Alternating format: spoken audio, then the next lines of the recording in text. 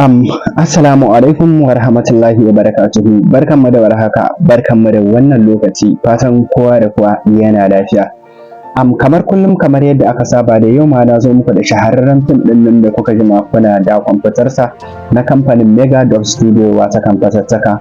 Insha Allah wannan fim ɗin na Yuda wanda an ka fassara shi da Fatattaka yana available yanzu haka.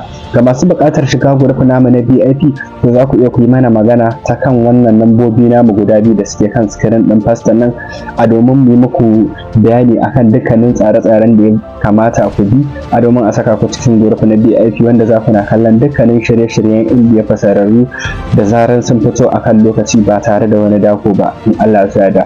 Sannan kamar kullum kamar yadda aka saba muna da shirye-shiryen Indiya fasaran algaita duk kowane irin fim kake da bukata to insha Allah idan ka ɗauki lambar muka yi mana bayani za mu samar ma da shi akan lokaci.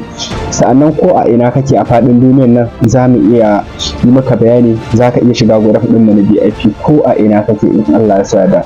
Sannan muna ƙara tallata muku sabon series ɗin mu na Indiya da na Hausa waɗanda ba a ɗora su akan YouTube to su ma akan su za ku iya ku yi mana magana domin ganin kun yi mana magana kun samu dukkanin series ɗin da kuke bukata kowane iri ne in Allah ya yarda.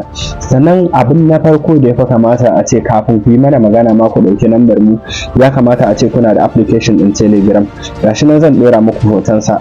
Za ka shiga Play Store ka sauke shi sai ka yi mana magana ta ciki ko ka yi mana magana ta WhatsApp idan mun daidaita ta WhatsApp sai mu saka ka cikin group ɗin da ke group ɗin yana Telegram ne.